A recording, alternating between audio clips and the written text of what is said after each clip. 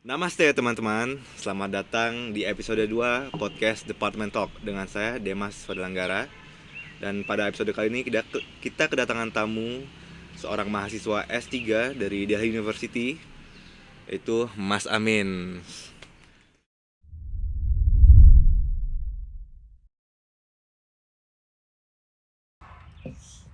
Ngobrolin apa kita? Pertama aku paling nanyain ini, kan Mas Amin tuh anak pondok kan dulunya. Oh iya. Terus perjalanan dari anak pondok sampai sini. Oh. Bisa nggak Mas diiniin? Kayak cerita dulu pondok. Oh iya. Lumayan sih, jauh. Kok tahu saya anak pondokan? Kan Mas sering ngomong. Oh, iya. Sering ngomong anak pondok. Besok kan sempat S1. S1 Iya. di mana Mas? UIN. Bukan deh, di ISID dulu. ISID. ISID itu? Institut di Islam Darussalam. Oh, nah itu aku nggak tahu itu. Nah S2-nya di UGM kan. S2-nya di UGM. Nah terus sempat ini ya, jadi dosen di UIN. Oh UIN itu yang dosen berarti. Saya yang dosen mana? di Unida Gontor. Unida. Mm-hmm. Yang UIN itu apa Mas? Dulu ngajar deh, jadi saya dari S2 dulu pernah ngajar di UIN Salatiga, sama istri juga ngajar di sana dulu. Oh berarti bukan ini ya, bukan dosen tetap, hanya mengajar kayak magang. Nggak magang juga, kayak cuma disuruh bantu gitu Mas. Dulu tuh ada namanya pengayaan bahasa gitu. Oh berarti cuma beberapa bulan gitu, nggak lama. Kalau waktu S2 itu sampai ini sih, sampai selesai sih kita. Oh berarti dari semester awal? Iya. Oh. Semester 2 sampai saya lulus UGM itu saya ngajar tuh. Terus UGM? sampai lulus UGM ngajar. Terus ini setelah itu kita dikeluarkan karena belum lulus S2 waktu itu. Karena ada peraturan istilahnya. Ada peraturan yang ngelarang anak lulusan S1 itu jadi dosen, sehingga waktu itu dosen-dosen di IAIN, dulu namanya masih IAIN Salatiga. Dulu itu yang masih S1 itu pada sudah menempuh studi S2 semuanya. Waktu itu yang sudah PNS S1 tapi dosen, tapi PNS S1 itu pada menempuh studi semuanya. Terus pada lulus sudah S2 semuanya. Terus yang anak-anak baru lulus S1 dulu itu statusnya bukan dosen, tapi hanya pengajar pengayaan bahasa waktu itu gitu. Istilahnya begitu. Istilahnya kayak gitu. Jadi pengajar pengayaan bahasa. Kemudian ini karena ada peraturan itu akhirnya teman-teman diminta untuk menyelesaikan studinya dulu lah waktu itu gitu. Jadi dulu tuh namanya, kalau disebut DLB juga nggak DLB juga. DLB itu dosen luar biasa. Oh ada dulu tuh. Ada istilah gitu. Tapi memang bukan DLB sebetulnya itu. Zaman kapan tuh Mas DLB? Ada istilah DLB itu? Sampai sekarang. Sampai sekarang ada. Jadi DLB itu bisa disebut dosen tidak tetap gitu. Oh. Jadi itu dulu waktu kami masih mahasiswa. Jadi saya masih mahasiswa S2. Istri saya itu juga masih mahasiswa S2 gitu. Kita ketemu di Jogja waktu itu gitu. Jogja. Jadi saya itu tahun 2009 dulu tuh lulus pondok pesantren tahun 2009. Di Jawa Timur, di Ponorogo, di Gontor, Darussalam Gontor, Pondok Modern Darussalam nama pondoknya. Terus Gontor itu nama desanya gitu. Cuma orang-orang pada nggak ngeh gitu kan. Orang-orang nggak ngeh, akhirnya sudahlah nama desa itu jadi seakan-akan melekat di nama pondok itu. Pondok Gontor. Namanya Darussalam nama pondoknya. Itu. Terus ini dari recording tapi intronya kita belum. Oh gitu. Nggak apa-apa ntar lah. Bisa digabung-gabungin gitu. Oke. Jadi tahun 2009 saya lulus di sana. Pondok itu begitu kita lulus, kita ada kewajiban untuk mengabdi lah, kita mengabdikan ilmu kita gitu, mengajar gitu. Akhirnya kita pengabdian 1 tahun untuk mengajar dulu.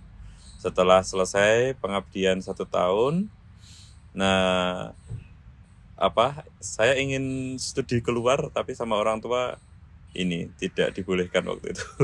Sudah nggak usah keluar gitu, nggak usah ambil kuliah di luar, sudah di dalam situ saja gitu. Akhirnya saya setelah pengabdian tuh sudah lanjut studi saya di ISIT. Dulu namanya itu perguruan tingginya pondok, jadi perguruan tingginya Gontor. Dulu namanya ISIT, Institut Studi Islam Darussalam namanya. Kalau sekarang namanya sudah jadi UNIDA, Universitas Darussalam. Oh, udah berubah. Jadi dulu namanya masih institut, masih levelnya institut lah. Kalau kampus negeri itu masih IAIN lah, masih Institut Agama Islam Negeri gitu. IAIN berubah jadi UIN, Universitas gitu. Nah itu dulu masih Institut Studi Islam Darussalam, berubah jadi Universitas Darussalam, UNIDA. Di mana itu, Mas? Di Ponorogo juga. Ponorogo juga. Di Ponorogo itu kampusnya pondok itu. Itu kampusnya pondok. Nah, sampai di situ saya ngambil jurusan pendidikan bahasa Arab dulu. Di ISIT itu saya selesai tahun 2012 akhir, tapi wisudanya tahun 2013 karena dulu itu kita wisuda itu 1 tahun sekali wisuda. Zaman itu, zaman masih ISIT itu 1 tahun sekali kita wisuda, dan wisudanya saat bulan Syawal. Sekaligus tasakuran, sekaligus silaturahmi, sekaligus wisuda. Jadi ramai banget. Dan penerimaan santri baru itu juga Syawal. Mahasiswa baru itu penerimaannya juga Syawal. Jadi Syawal itu bukan crowded ya. Ramai, memang meriah banget itu. Oh, berarti lokasi universitas sama pondoknya itu berdekatan. Deketan sekali. Kalau kampus tersendirinya, jadi kita ada 2 istilah. Ada kampus untuk guru-guru itu. Jadi untuk teman-teman pengajar itu ada satu kampus sendiri yang letaknya satu komplek dengan pesantren gitu. Terus ada memang main kampus sendiri, memang benar-benar itu kampus tok gitu. Itu mungkin kisaran 6 kilo 7 kilo lah dari pondok pesantrennya. Jadi itu dari pondok itu pergi ke nama kecamatannya Kecamatan Siman. Kalau pondoknya itu kan di kecamatannya Melara gitu. Itu di Kecamatan Siman. Itu memang satu kampus tok, kampus tok gitu. Dan dari jalan raya itu sedikit masuk ke dalam. Jadi memang benar-benar situ tuh nggak denger kendaraan, sunyi banget berarti. Sunyi di tengah-tengah sawah. Tengah-tengah sawah itu ada bangunan luas gitu. Ada memang kampus tok gitu isinya. Bahkan untuk asrama itu kita itu ada di belakang lagi gitu. Jadi yang di depan setelah gerbang masuk itu ada gerbang besar gitu masuk ke dalam, terus ada gerbang lagi. Itu area di sekitar situ cuma kantor-kantor. Jadi ada masjid, kantor gitu. Nah untuk aktivitas teman-teman mahasiswa itu ada di dalam lagi. Jadi benar-benar memang kita untuk khusus belajar tok gitu di situ tuh. Jadi ada asrama di dalam. Terus tempat-tempat belajar, kantor-kantor fakultas itu ada di dalam juga. Jadi yang di depan itu cuma kantor-kantor biro dok. Untuk kantor-kantor fakultas, prodi itu di dalam semua. Berarti kalau misalnya entertainment atau apa gitu nggak ada berarti, Mas? Entertainment seperti misalnya jalan-jalan hiburan ke mall atau nggak ada berarti itu? Udah ada. Ke pasar-pasar juga? Jauh berarti ya? Ya jauh, teman-teman harus pakai sepeda motor keluar. Waduh. Pakai sepeda motor keluar. Di situ tuh, tapi di situ sudah hore Mas. Maksudnya hore itu semua semua kebutuhan mahasiswa itu ada di situ semua. Itu sistemnya seperti holistic kampus gitu. Jadi teman-teman mau butuh kebutuhan harian itu ada koperasi mahasiswa.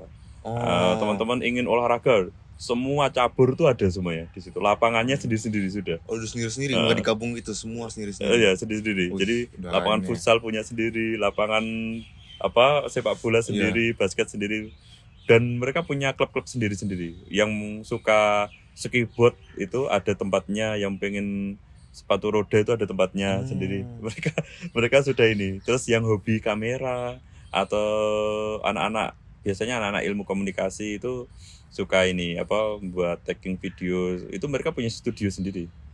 Mereka punya yang fotografi juga punya studionya sendiri-sendiri. Udah difasilitasin banget sama kampusnya. Sesuai hobinya. Gitu. Kalau mereka yang hanya ingin istilahnya beli sesuatu yang nggak ada di situ, mungkin apa ya? Mungkin ya yang beli-beli yang nggak ada di situ lah. Itu mungkin beli elektronik itu. elektronik. Iya. Dia pengen beli laptop itu ya dia baru keluar karena di situ nggak ada. Iya. Cuma kalau servis elektronik ada. Servis malah ada. Lah kan ada anak jurusan Oh komputer. iya. Buat nyari duit juga ya sekalian ya. Anak-anak itu kreatif kan itu. Jadi anak-anak tiap prodi itu kayak semacam ini punya komunitasnya masing-masing gitu kan.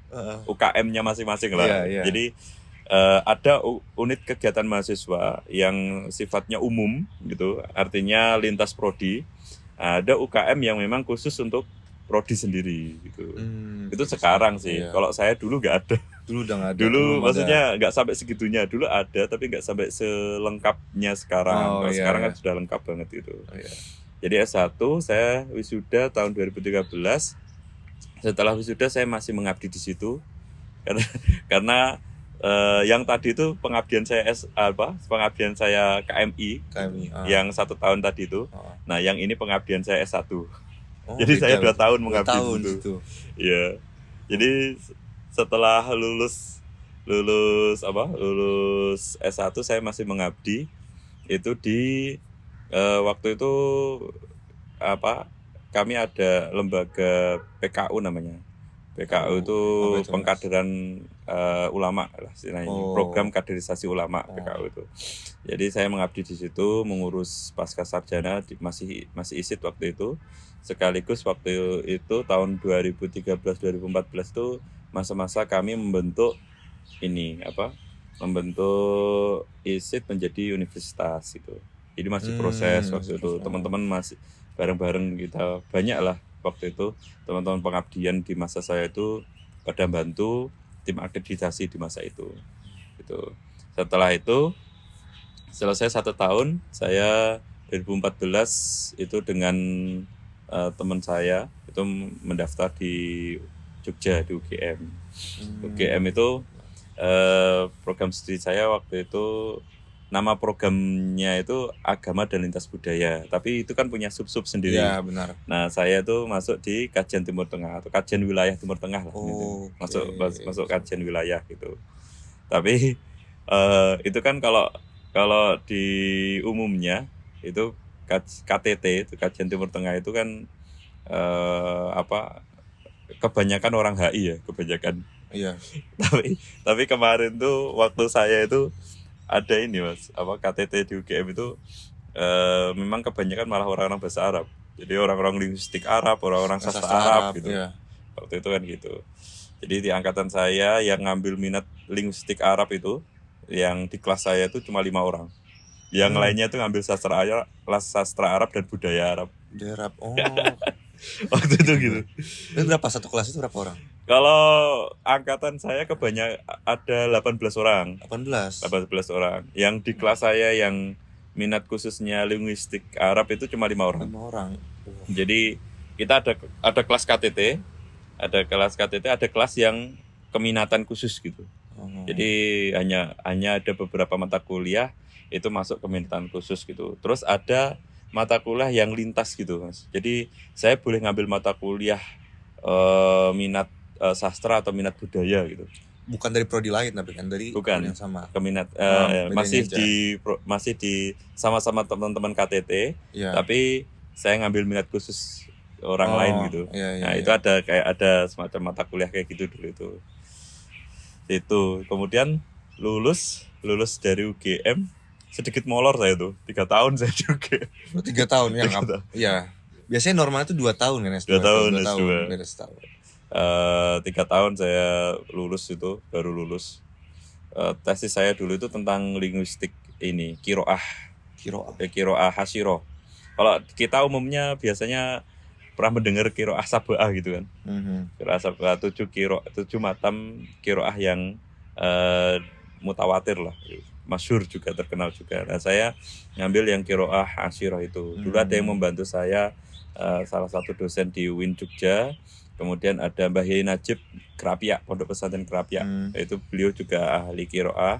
Jadi banyaklah yang membantu saya itu. Tapi kebanyakan kebanyakan memang beliau-beliau ini salah satu dosen ilmu tafsir di UIN, sama Mbah Najib tuh yang membantu saya waktu itu, sama pembimbing saya tentunya waktu itu Prof Samsul Hadi, pembimbing saya itu sekaligus kaprodi saya. Kaprodi. Jadi pembimbing saya sekaligus kaprodi saya, Prof Samsul itu udah sepuh beliau tuh. Selesai dari UGM, saya mengabdi lagi di pondok lagi di Unida sekarang ini. Unida. Sebagai dosen di sana. Udah berapa lama berarti dosen di sana itu? 2018 berarti berapa Mas? 5. Iya. Tapi saya kan 2021 saya kesini. S3 ya? Ya. Jadi 2018 saya baru masuk. Kemudian 2021 saya tugas belajar ke India. Kenapa India, Mas? Ya kan orang pasti banyak nanya, kenapa India sih? Iya ya. Banyak ini. Pertama rezeki sih. Oh, rezeki ya. Soalnya dapat beasiswa. Ya gitu. Beasiswa. Jadi oh iya. Tahun-tahun itu tuh ini Mas, saya apply sekian skema beasiswa lah yang ada kaitannya dengan minat studi saya gitu. Jadi ada beberapa negara gitu yang saya tuju. Salah satunya India. Sebenarnya di India ini karena ada beberapa keragaman kebahasaan yang sama gitu, satu. Kemudian ada salah satu guru kami itu dulu juga alumni India pertama. Namanya almarhum Ustadz Dihatul Maskon itu dulu tuh alumni Jami'ah Millia. Oh, berarti Delhi juga berarti. Delhi juga beliau. Delhi juga.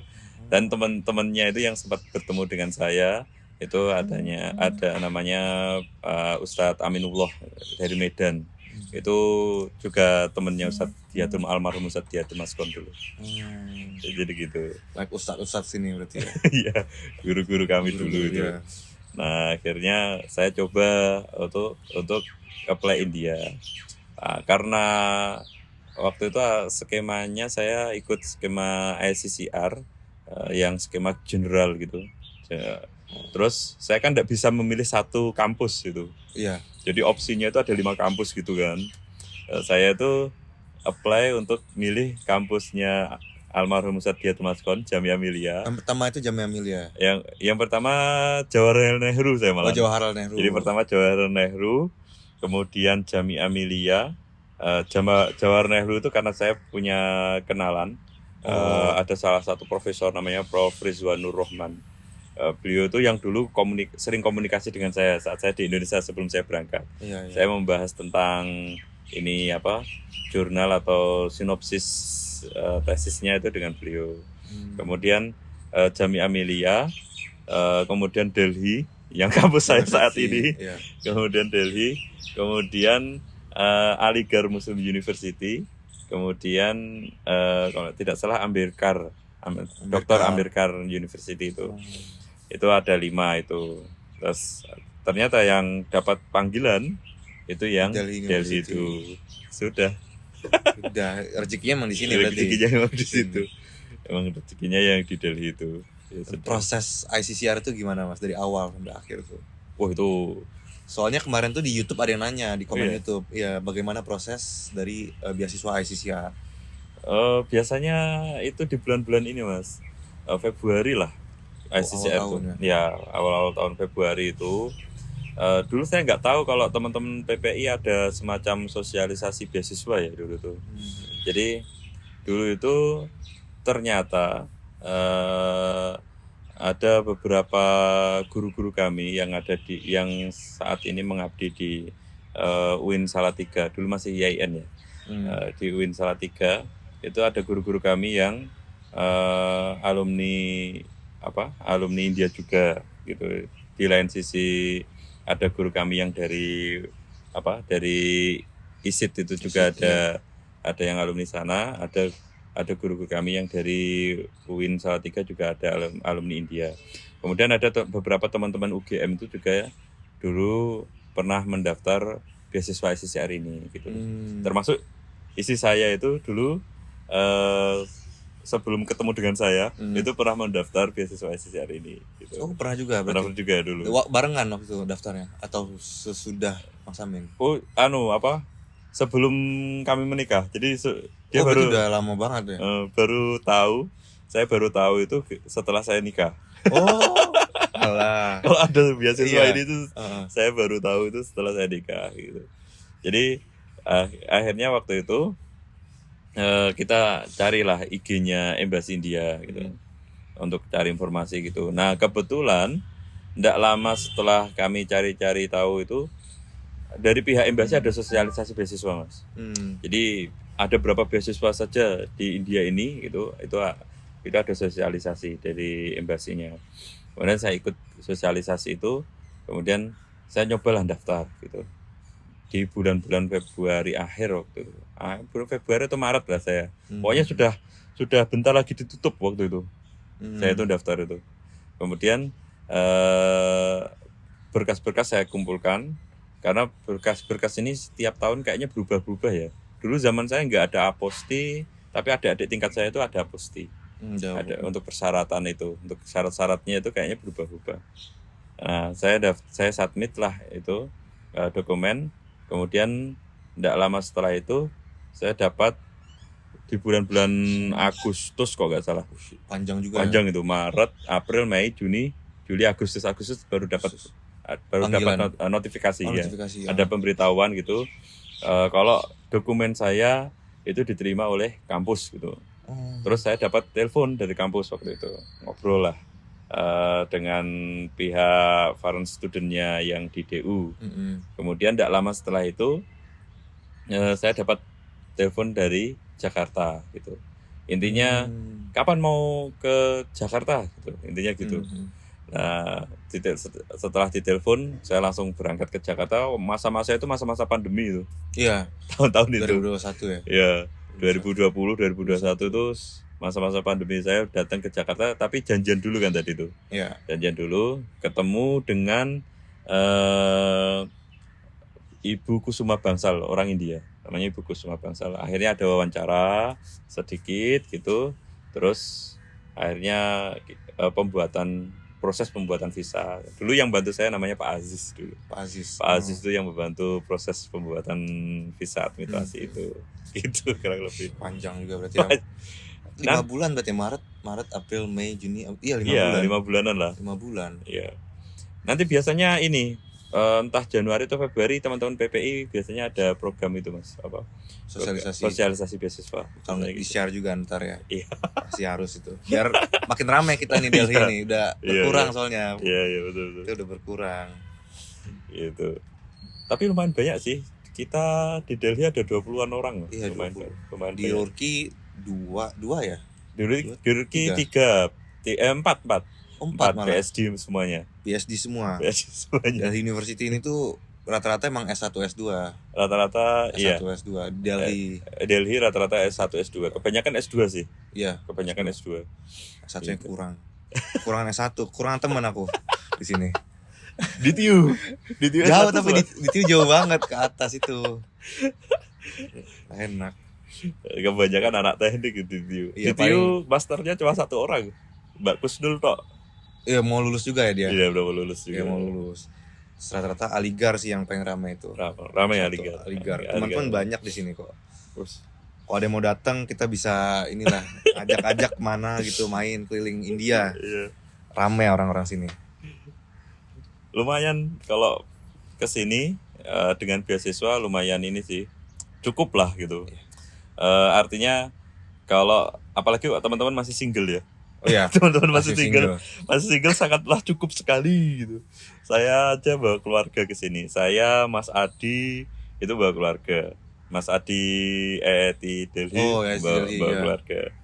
Jadi saya sama di sini tuh mahasiswa yang bawa keluarga 2 orang. Saya sama Mas Adi. Dulu ada namanya Mas Agus di JNU dulu bawa keluarga juga. Aku belum ketemu. Belum ketemu ya. Belum ketemu. Itu. Dan untuk hidup dengan keluarga itu di sini cukup gitu, cukup banget gitu. Murah-murah sini makanan, ya. Transportasi pun juga enak. Iya. Oto gitu kan, panggil kan, sini bisa nawar gitu. Iya. Enak. Dan metronya Delhi ini sudah terhubung dengan banyak land Oh iya, gitu. itu gede banget, Gede besar banget, banget seluruh Delhi itu ya. Ya, mau Delhi dan beberapa negara Negara bagian. mencakup beberapa negara bagian seperti Faridabad itu kan wilayahnya agak masuk ke ini ya, Uttar Pradesh ya. Negara bagian Uttar Pradesh. Tapi metronya sampai Faridabad juga. Terus Haryana itu Itu masuk juga. aku Noida juga. Belum sampai ujung-ujung itu.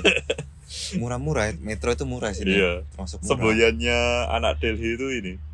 Semboyannya teman-teman Delhi itu, berilah aku saldo kartu metro akan kuarungi Delhi dan Noida. Kayak gimana lah gitu.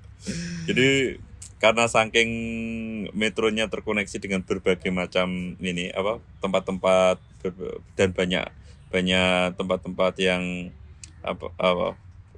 pokoknya tempat-tempat umum lah itu, tempat-tempat publik lah gitu. Iya. Nah, itu memudahkan kita mobilisasi kemana-mana. Enaknya itu sih. Enaknya tinggal di Delhi apa Mas? Enaknya tinggal di Delhi ini Mas. Kesan-kesan gitu. Saya satu hal yang sangat senang sekali di sini itu kita masih ini ibu kota ya, Delhi ini ibu kota. Kita bayangkan itu di Jakarta lah misalnya gitu. Ini bentuknya ibu kota pun kita masih bisa menjumpai berbagai macam fauna gitu. Misalnya saya kadang jalan-jalan di kampus gitulah. Saya jalan-jalan di kampus pagi-pagi gitu, belum dimulai aktivitas belajar mengajar, itu saya masih menemui banyak merak gitu, banyak burung-burung eksotis yang saya merak pun ada di sini. Merak ada gitu. Aku jarang lihat sih merak. Malah aku jarang. Itu dia. Paling sering tuh anjing. Oh iya. Anjing tuh di mana-mana ada. Ada. Mana-mana, dan sapi juga itu. Iya betul. Tapi yang unik lagi itu hewan antelop. Antelop itu kok sejenis rusa lah, sejenis antelop. Oh, ada? Sejenis rusa. Iya. Itu masih ada itu. Di pinggir jalan gitu? Di dalam kampus. Dalam kampus malah. Kalau di pinggir jalan itu kan mungkin dia takut dengan banyaknya kendaraan bising ya. Bising juga, betul. Takut. Nah, dia masih di dalam kampus merumput gitu. Oh, jadi kayak liar gitu. Liar, memang liar itu. Enggak ada kalungnya atau apa? Enggak ada. Kita nyebutnya kalau di sini nilgaya lah. Kalau bahasa Inggrisnya itu blue cow. Itu masih sejenis antelop gitu. Oh iya. Kayak rusa gitu. Terus ini tupai gitu. Kalau kita tupai. sedang musim dingin di taman gitu, kadang tuh tupai itu deketin kita gitu. Saya kadang sama istri ke taman itu Mas, ke taman-taman sekitar tempat kita itu sambil bawa makanan hewan. Tapi si tupai ini makannya nggak hanya makanan hewan, dia makan biskuit manusia pun mau dia. Apa aja sama dia, makan omnivora dia. Dia tupai ini. Kadang kita kasih biskuit itu udah mau. Itu Mas. Jadi hewan-hewan yang kita nggak jumpai di Jakarta lah gitu. Di Jakarta. Nah, di ibu kota Delhi ini kita menjumpai dan itu liar semuanya. Semuanya. Unik di sini. Unik memang. Unik banget. Unik. Dan juga ada ini ya, kayak polisi yang nanganin mereka. Iya, melindungi. Kasih makan, melindungi, ngerawat gitu. Iya. Itu mungkin ini ya, kenapa mereka masih lestari gitu. Kenapa di ibu kota itu masih banyak hewan-hewan antelop, masih banyak burung-burung, masih banyak spesies-spesies seperti kera gitu. Itu mungkin karena kebiasaan masyarakat India yang yang nggak ada budaya berburu mungkin ya. Mungkin. Ya. Kalau di Indonesia kan kita punya apapun sukunya itu kita punya budaya berburu. Misalnya suku Jawa, saya sendiri orang Jawa. Suku Jawa itu punya budaya berburu. Dan suku-suku yang lainnya saya rasa juga punya budaya berburu ya. Makanya kita itu kayak fauna itu agak min gitu, itu aja adanya. Ya, terancam kepunahan mungkin. Kepunahan, iya benar. Apalagi dengan jumlah hutan yang semakin berkurang. Iya, gitu. deforestasi. Ya, betul. Pemotongan liar ya, pohon liar. Kalau sini semua masih dilestarikan, bahkan emang orang Hindu pun emang menyayangi hewan Iya kan? betul. Dan Hewan-hewan. ibu kota Delhi ini masih ada hutan kota. Hutan kotanya. Hutan kota masih ada. Oh. Masih banyak hutan kotanya. Itu. Jadi Adem banget di tengah pusat Delhi itu, adem banget. iya gitu. Tapi di pinggirnya memang Ya, kurang lah. ya itu Banyak ini ya. itu tempat-tempatan sih. Maksudnya kita pun kalau di Indonesia pasti ada kota lah, kita Iya. mengunjungi suatu kota pasti ada sesuatu yang metropolis banget, tapi ada satu tempat-tempat tertentu yang itu mungkin daerahnya ya sangat sederhana atau bahkan Iya. kumuh lah gitu. Nah, sama di sini pun juga ada. Di sini ada tempat yang metropolis banget seperti di Connaught Place atau di area Janakapuri atau di beberapa area-area lainnya atau di tempat saya itu di Mundika itu tempat saya itu kebanyakan orang-orang ini orang-orang seperti kita, orang-orang Northeast. Iya, Indochina lah. Indochina sebutannya. Indochina lah, orang-orang seperti kita lah gitu. Kebanyakan gitu. Kita nyebutnya kalau di sini orang Northeast lah gitu. Iya. Jadi kebanyakan orang-orang dari Manipur, orang-orang dari Nagaland, orang-orang dari Assam, mirip-mirip kita semuanya lah. Makanya sopan santunnya Sopan banget. ya itu mirip kita banget. Dan logatnya itu bukan logat India yang kita kenal mereka. Bukan, jauh banget. Ya, lebih enak didengar. Lebih enak gampang didengar. dipahami mereka. Iya, itu. betul.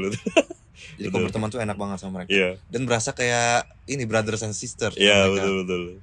Ini bondnya itu emang kuat banget Iya. sama mereka kita. Kayak kita ketemu sama orang Malaysia gitu. Iya. Misalnya Masih gitu. kayak kerasa satu tanah. Satu ya, rasa masih satu etnis lah. Iya. Kayak gitu.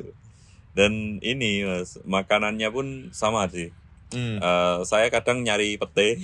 Oh iya benar. Pete itu masih di pasar-pasar mereka, di pasar-pasar teman-teman dari Northeast itu. Temanku juga katanya emang orang-orang Northeast itu suka banget sama pete. Memang mereka punya masakan pete tradisional gitu. Iya betul. Banyak gitu. Bahkan tempe bosok. Apa tempe bosok itu? Tempe ada juga ya? Tempe yang sudah busuk, sedikit busuk itu loh Mas. Belum sampai busuk banget sih, tapi tempe yang itu sudah terlalu harusnya dia digunakan hari ini tapi besoknya kita gunakan, terus akhirnya sudah agak menghitam dikit itu. Itu kalau di Jawa kan digunakan untuk bumbu itu. Iya. Kalau di desa saya nyebutnya tempe bosok, tapi sebetulnya nggak bosok-bosok banget gitu. Nggak busuk sih, cuma itu kan ada aromanya itu kan. Nah itu biasanya sama orang-orang yang masak tumpang koyor gitu, masakan tumpang koyor gitu. Itu digoreng, digecek gitu, terus digoreng. Nanti kalau aromanya sudah keluar, digongso dengan bumbunya, terus nanti dibuat masak koyor daging itu. Nah, itu jadi sambil koyor, sambil tumpang koyor. Orang-orang Boyolali, Salatiga, Semarang tahu itu. Tahu semua itu pasti. Enak itu. Terus santan, mereka juga pakai santan. Iya, orang-orang Northeast ya. Ikan-ikan teri gitu, mereka juga pakai. Ikan teri juga? Iya. Ikan sungai wader yang kecil-kecil. Wader itu apa ya? Ya pok wader lah. Nggak tahu apa wader. Ya gitu. Pokoknya hampir sama lah kita. Dapat rebung juga. Rebung itu juga. Pokoknya kalau saya ke pasar Northeast itu dapat spesies rempah-rempah yang sama dengan kita. Gitu. Makanya saya tinggal di Munirka. Karena itu Mas, jadi enak ya, masak itu tinggal turun ke bawah ke pasar beli. Iya, itu dia alasannya satu, kedua bersih juga, ketiga dekat dengan embasi. Oh iya benar. Tinggal lurus aja kan? Tinggal lurus aja. Tinggal lurus ya dari embasi itu. Gitu. Ya gitu. Berarti sebelumnya tuh Mas Amin tuh di mana? Kan sekarang pindah di Munirka kan? Sebelumnya tuh sempat di mana? Saya ini. Jadi awal-awal saya datang ke India itu masih masa-masa pandemi waktu itu. Karena masih masa-masa pandemi, penerbangan sulit, mahal juga sih. Iya. Kemudian ada sistem isolasi, kemudian tes COVID gitu. Banyak peraturannya waktu itu. Saya baru datang itu langsung yang jemput Mas Agus dulu, Mas Agus Aufia. Beliau ambil PhD di Jawaharlal Nehru University. Saya dijemput oleh Mas Agus, saya dikenalkan dengan salah satu teman kami yang orang India, namanya Mas Fayaz Khan gitu. Mas Fayaz Khan, beliau marga ya itu, Ya, marganya marga Khan gitu. Khan. Jadi ganteng, orangnya putih gitu, matanya agak hijau biru gitu. Oh, Mata-matanya kayak orang-orang Kashmir gitu. orang Kashmir ya. Ya kayak orang-orang Kashmir gitu. Akhirnya saya tinggal di sana sebentar untuk sebelum saya sebelum saya daftar ulang lah, sebelum saya lapor ke pihak ICCR sama ke kampus. Setelah itu saya bertemu dengan Ibu Adikbud dulu, namanya Bu Lesti. Dulu Adikbud di sini sebelum Pak Aldrin yang sekarang, sebelum digantikan Pak Aldrin sekarang. Nah, habis itu saya mendaftar di kampus, dapatlah hostel dulu. Hostel internasional hostel. Nah, jadi ada 2 internasional hostel, satu untuk cowok, satu untuk cewek. Nah, saya tinggal yang di tempat cowok ini. Yang internasional hostel cowok ini tempatnya sangat-sangat strategis. Dekat stasiun metro, dekat dengan pusat pembelanjaan, dekat dengan kampus, dekat dengan masjid. Wah, lengkap pokoknya. Seneng sekali saya tinggal di sini tuh, seneng gitu. Pokoknya deket dengan mana-mana itu. Enak. Saya mau nyari kebutuhan apapun itu ada. Saya pengen beribadah Jumatan atau sholat 5 waktu deket gitu. Enak sekali di situ. Ingin beli yang model kayak mall-mall sampai yang pasar-pasar tradisional deket, dan di situ ada pasar tradisional yang orangnya itu orang-orang Tibet. Orang Tibet. Khusus orang Tibet. Jadi ada satu komplek khusus tempat belanja, namanya Majnu Katila namanya. Oh, itu.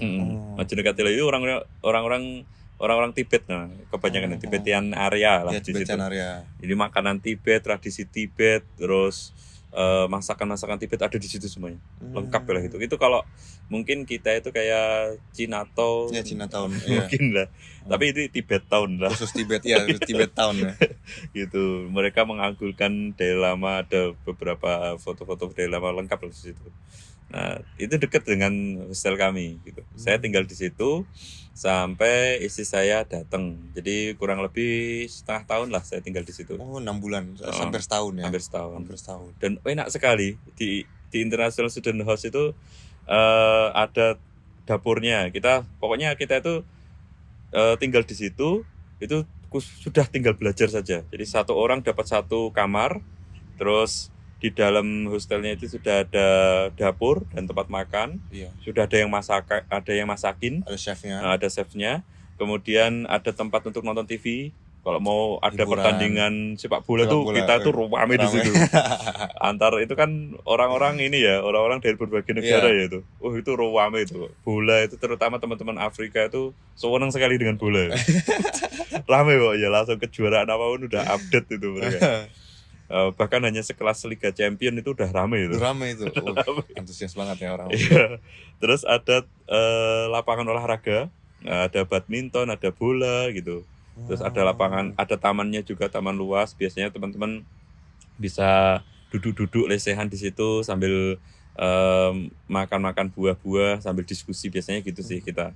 Di situ ada tamannya juga. Kemudian ada lapangan, ada tempat nge-gym, Mas. Kalau pengen kayak Adera itu, bisa itu. Enak banget ya dia International Hostel tuh. Terus ada kantinnya juga. Oh, ada kantin. Tapi kantinnya kita bayar kayak kita kantin bayar. biasa. Oh, bayar kita. Udah berapa ininya per bulannya tuh? Oh, enggak, maksudnya kita kantin tuh kita datang bayar gitu. Oh, bukan yang kayak catering gitu. Bukan. Oh. Itu kayak kita jajan gitu lah. Oh, jajan biasa ya. Biasa. Berarti kalau misalnya sarapan gitu ada chefnya. Sarapan ke dapur. Oh, berarti udah termasuk dari bulanan. Itu yang bulanan itu. Oke. Itu yang bulanan. Enak ya pokoknya. Terus atas itu ada balkon. Biasanya teman-teman itu kalau musim dingin di atas lagi pada ngumpul sambil ngeceh.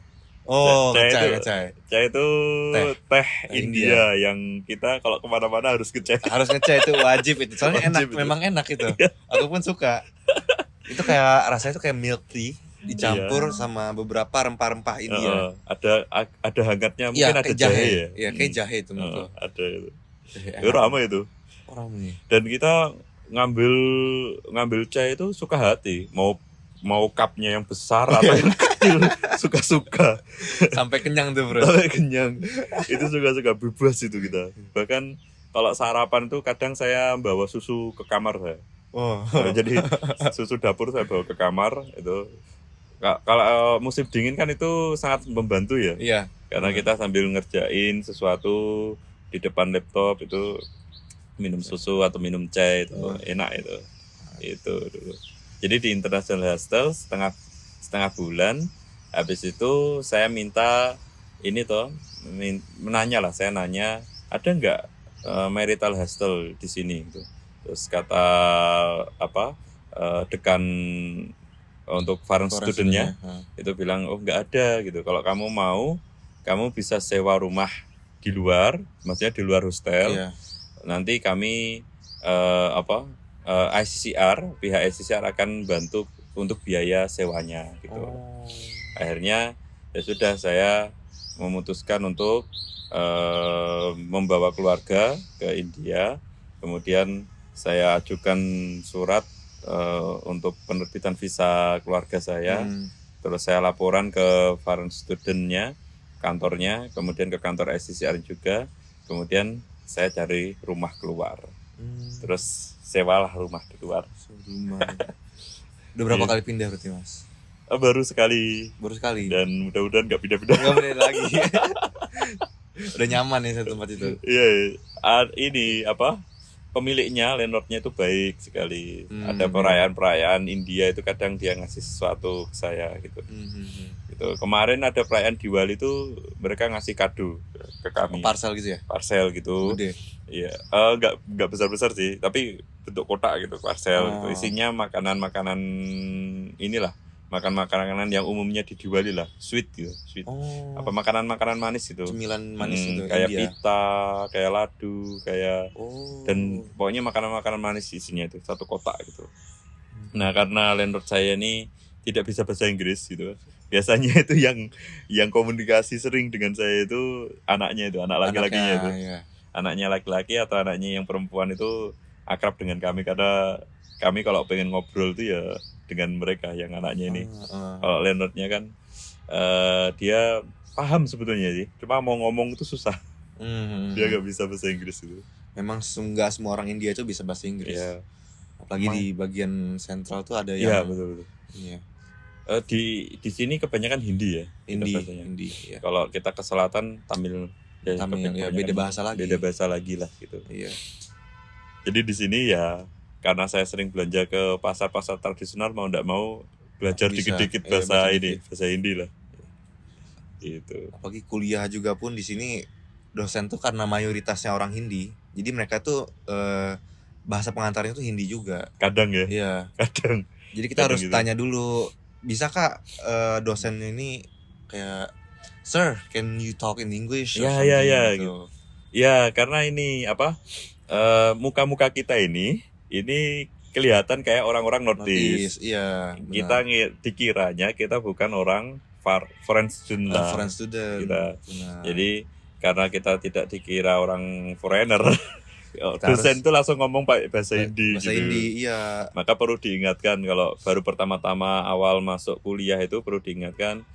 Saya dari negara ini gitu, mungkin kebanyakan gitu sih teman-teman, karena muka-muka kita, kecuali kalau satu kelas itu ada yang bule gitu atau Afrika gitu, yang kelihatan jelas banget kalau itu dari luar negeri. Iya gitu, itu baru aman sih. Tapi kalau negara-negara Timur Tengah itu malah mirip dengan mereka. Dengan mereka si Indianya malah. Indianya kan anak-anak orang-orang Timur Tengah itu kan kebanyakan orang-orang Arab sama orang-orang Parsi itu kan mukanya nggak jauh dengan orang-orang India kan. Ada brewoknya gitu. Kulitnya mirip juga. Iya, kulitnya pun mirip gitu. Ada teman yang dari Kurdi itu. Orang-orang Kurdistan itu mukanya bagi orang India ngiranya malah mereka orang Kashmir mungkin gitu. Oh iya, orang Kashmir tuh mirip banget. Mirip banget sama orang Arab itu. Ada ini teman saya dari Tajikistan itu, namanya Nu'man Aminov namanya. Itu. Nah, Nu'man itu bisa bahasa Hindi dia. Cuma kan muka dia itu nggak kayak orang Rusia gitu loh. Muka dia tuh lebih kepada orang Persia lah. Persia. Jadi waktu masuk ke Delhi University itu udah dia nggak ada dosennya nggak ada curiga sama dia orang luar negeri, langsung ngomong Hindi. Untungnya dia bisa Hindi. Iya. Gitu. Untungnya. Berarti dia belajar sebelumnya. Dia sebelumnya dia pernah magang di India dulu sebelumnya. Enak itu sih. Terus ngambil pasca sarjana S2-nya di Delhi.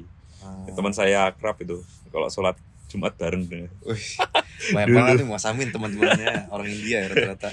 Iya, gitulah Mas dulu tuh. Pengalaman juga banyak di sini udah ya.